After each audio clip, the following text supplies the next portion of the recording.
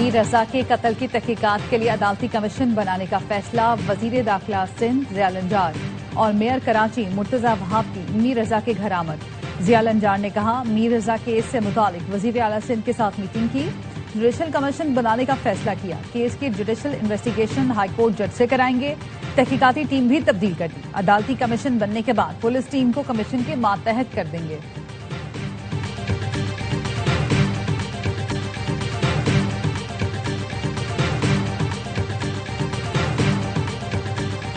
میر رضا case کی نئی تحقیقاتی کمیٹی کا اجلاس کل ہوگا۔ اجلاس کی سربراہی ڈی آئی جی عامر فاروقی کریں گے۔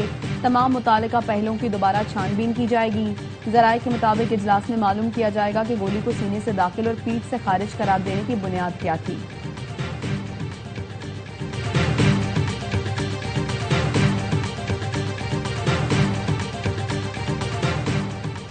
مکہ دفاعی معاہدے کے تحت تینوں میں سے کسی ایک ملک پر حملہ سب پر حملہ تصور کیا جائے گا اور اس صورت میں یو این چارٹر کے تحت اجتماعی دفاع کا حق حاصل ہوگا۔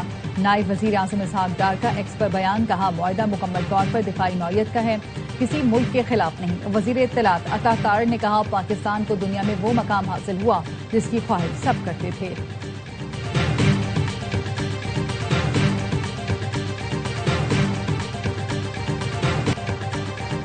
پاکستان اور سعودی عرب کے ساتھ مشترکہ معاہدہ ایران کے خلاف نہیں۔ ترک وزیر خارجہ حاکان فیدان کہتے دفاعی معاہدہ تکنیکی اعتبار سے نیٹو معاہدے کی شق 5 سے مماثلت رکھتا ہے۔ مرکزی سیکریٹریٹ اور نیٹو ماڈل کی طرز پر ایک وزارتی کمیٹی تشکیل دی جائے گی۔ ممکن ہے دفاعی معاہدے میں مصر بھی شامل ہو۔ صدر ٹرمپ ایران سے معاہدے کے لیے بےتاب، امریکی اخبار وال اسٹریٹ جرنل کا دعویٰ۔ اخبار نے لکھا صدر ٹرمپ ایران جنگ خاتمے کے لیے جوہری معاہدے کے بغیر بھی سمجھوتے پر آمادہ ہیں۔ صدر ٹرمپ نے اعلیٰ حکام سے گفتگو میں کہا ابن ہرمز مکمل کھولنے کی شرط پر ایران سے معاہدے کے لیے تیار ہیں، لیکن ایران نے سخت مطالبات پیش کر دیے۔ صدر ٹرمپ کئی ہفتوں سے ابن ہرمز سے جہازوں کی آمد و رفت کو ممکنہ کامیابی کے طور پر پیش کرنے کی تیاری کر رہے تھے۔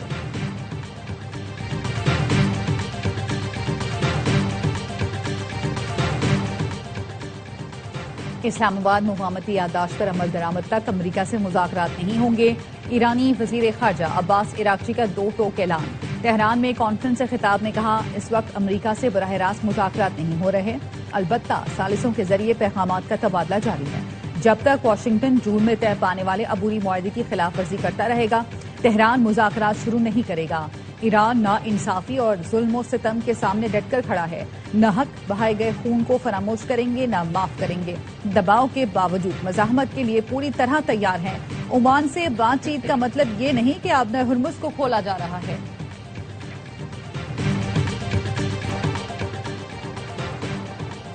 تہران کے 6 مطالبات تسلیم کیے جانے تک ابن ہرمز نہیں کھلے گی۔ ایران کے نیشنل سیکیورٹی کونسل کے سیکریٹری باقر ذوالقدر نے واضح کر دیا، کہا مطالبات میں پابندیوں میں نرمی، جنگی نقصانات کا معاوضہ ادا کرنا، ایرانی بندرگاہوں کی بحری ناکہ بندی کا فوری خاتمہ، ایران کے خلاف دھمکیاں بند کرنا اور ایران کے منجمد اثاثوں کی بحالی شامل ہیں۔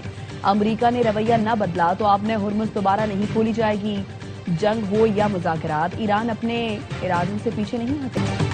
پولیس کی نااہلی یا ناقص حکمت عملی، کراچی کے نوجوان تاجر میر رضا کی موت کی تحقیقات میں پولیس کارکردگی سوالیہ نشان بن گئی۔ کئی سوالوں کے جواب اب تک نہ مل سکے۔ جائے وقوع سے گولی کا خول پہلے کیوں برآمد نہ ہوا؟ کیا جائے وقوع کی پہلے مکمل فورنسک سرچ کی گئی تھی؟ خول کی فورنسک رپورٹ کہاں ہے؟ کیا خول اسی ہتھیار سے فائر ہونے کی تصدیق ہوئی جس سے گولی ماری گئی؟ گیسٹ ہاؤس میں کتنے لوگوں سے تحقیقات کی گئیں؟ میر رضا کے والدین نے بتایا وہ کہتے رہے بیٹے پر تشدد کیا گیا پر پولیس خودکشی پر زور دیتی رہی۔ وکیل جبران ناصر کا کہنا تھا پولیس تفتیش کے بجائے متاثرہ خاندان کو ہراساں کر رہی ہے۔ میر رضا کی موت کی کیسے ہوئی؟ شفاف اور مکمل تفتیشی حقائق سے پردہ اٹھائے گی۔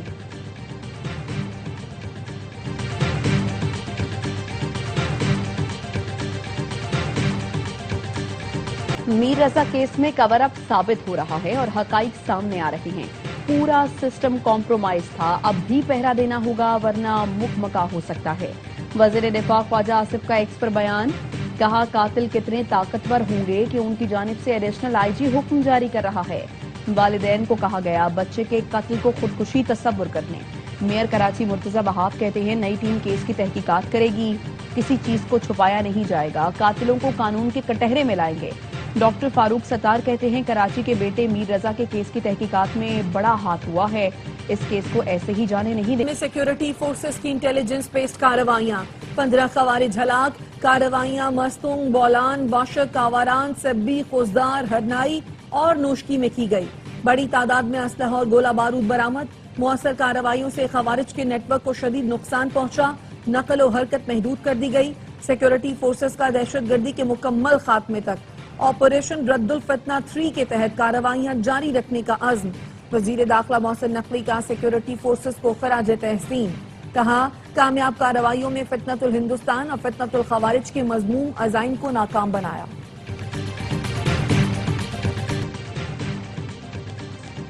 وزیر اطلاعات نے پاکستان سے افغانستان ہتھیاروں کی مبینہ اسمگلنگ کا افغان دعویٰ بے بنیاد قرار دے دیا۔ وزارت اطلاعات کا کہنا ہے کہ افغان طالبان کا دعویٰ حقائق کے منافی اور زمینی حقائق سے توجہ ہٹانے کی کوشش ہے۔ افغانستان میں امریکی افواج کا چھوڑا ہوا جدید اسلحہ موجود ہے جس کی مالیت $7 ارب سے زیادہ ہے۔ وزیراعظم شہباز شریف رواں ماہ 2 غیر ملکی دورے کریں گے۔ وزیراعظم D8 سربراہی اجلاس میں شرکت کے لیے 17 اگست کو انڈونیشیا جائیں گے۔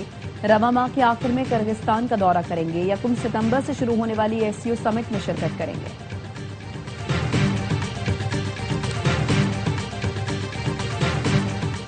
27 ستمبر کے احتجاج کا اعلان مشاورت سے کیا۔ احتجاج خود لیڈ کروں گا، 20 لاکھ لوگ آئیں گے، مجھے گرفتار یا نااہل کیا گیا تو یہ جھنڈا کوئی اور تھامے گا۔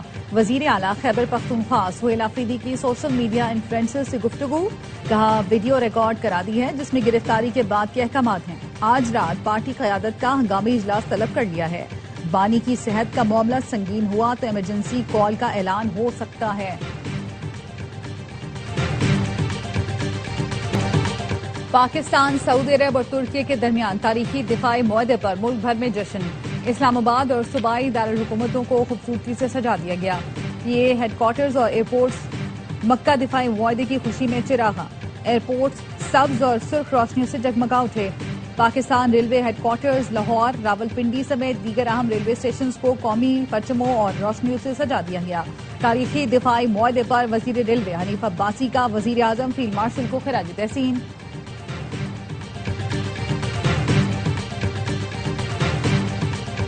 وفاقی وزیر داخلہ محسن نقوی کا علامہ اقبال انٹرنیشنل ایئرپورٹ لاہور کا دورہ، مسافروں کی امیگریشن کے لیے انتظامات مزید بہتر کرنے کی ہدایت کی۔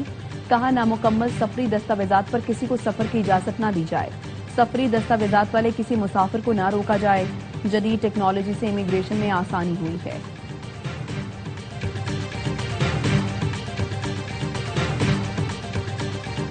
اگلے 2 دن بین الاقوامی منڈی میں تیل کی قیمتیں برقرار رہیں تو اچھی خبر ملے گی۔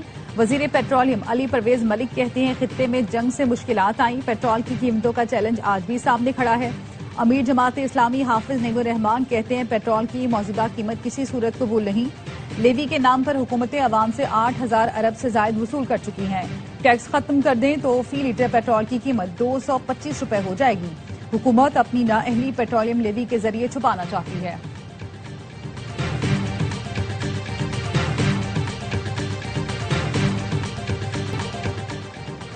چترال میں طوفانی بارشوں اور سیلابی ریلوں سے تباہی، لوئر چترال کے مختلف ندی نالوں میں آنے والے ریلوں سے بڑے پیمانے پر نقصانات۔ کریم آباد، گہرید، بروس، جغور اور شیشی کوہ کے متعدد دیہات متاثر ہوئے۔ سیلابی ریلوں کے باعث درجنوں رہائشی مکانات، دکانیں اور ورک شاپس متاثر ہوئیں، جبکہ متعدد گاڑیاں ریلوں میں بہہ گئیں اور کئی گاڑیاں ملبے تلے دب گئی۔ کئی علاقوں کا زمینی رابطہ منقطع۔ سیالکوٹ کے نالہ ایک میں بھوپال والا اور کوٹلی مرلا کے مقام پر شگاف پڑ گئے، پانی آبادی میں داخل، اسکول اور قبرستان بھی زیر آب۔ محکمہ موسمیات کی آج کشمیر، گلگت بلتستان، بالائی خیبر پختونخوا، پنجاب اور بلوچستان میں چند مقامات پر تیز ہواؤں اور گرج چمک کے ساتھ بارش کی پیش گوئی۔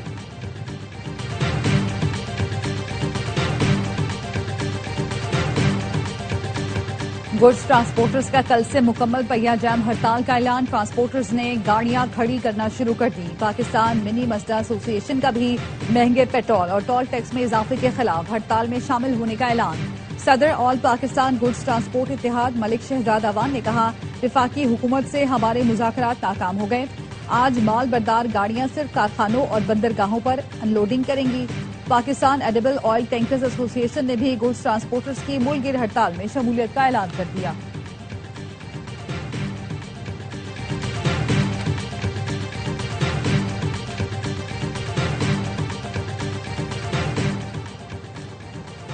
پنجاب میں فیملی تھیٹر کی بحالی۔ لاہور کے الحمرہ آرٹس کونسل میں فرینڈز آف 17 تھیٹر ڈرامہ پیش کر دیا گیا۔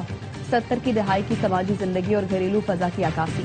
وزیر اطلاعات عظمہ بخاری کہتی ہیں پنجاب میں معیاری فیملی تھیٹر اولین ترجیح ہے۔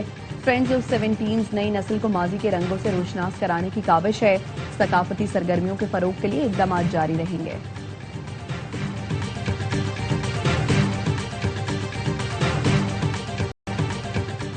ای اسپورٹس میں پاکستان کا بڑا کارنامہ۔ محمد زبیر نے ای اسپورٹس ورلڈ کپ کے ٹیکن 8 ایونٹ کا ٹائٹل اپنے نام کر لیا۔ محمد زبیر نے فائنل میں جنوبی کوریا کے پلیئر کو 5-0 سے ہرایا۔ عالمی چیمپئن بننے پر زبیر کو $3 لاکھ کی انعامی رقم سے نوازا گیا۔ امریکی محکمہ دفاع نے ایران جنگ میں ہتھیاروں کے ذخائر میں کمی کے باعث دفاعی کمپنیز کو اسلحے کی پیداوار بڑھانے کی ہدایت کر دی۔ امریکی نائب وزیر دفاع نے دفاعی کمپنیز کو نئی پیداواری حکمت عملی پیش کرنے کے لیے 21 دن کی مہلت دے دی۔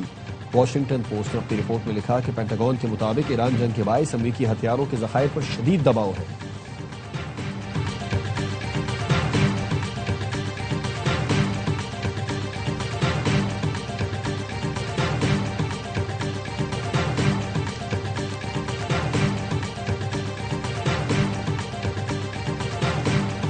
اور ملک بھر میں آزادی کا جشن منانے کی تیاریاں۔ سبز ہلالی پرچم اور بیچز کی خریداری۔ کوئٹہ میں میراتھن ریس کا انعقاد۔ رن فار فن میں 100 سے زائد ایتھلیٹس کی شرکت۔ لاہور میں بھی سائیکل ریلی۔ بارش کے باوجود سینکڑوں افراد نے شرکت کی۔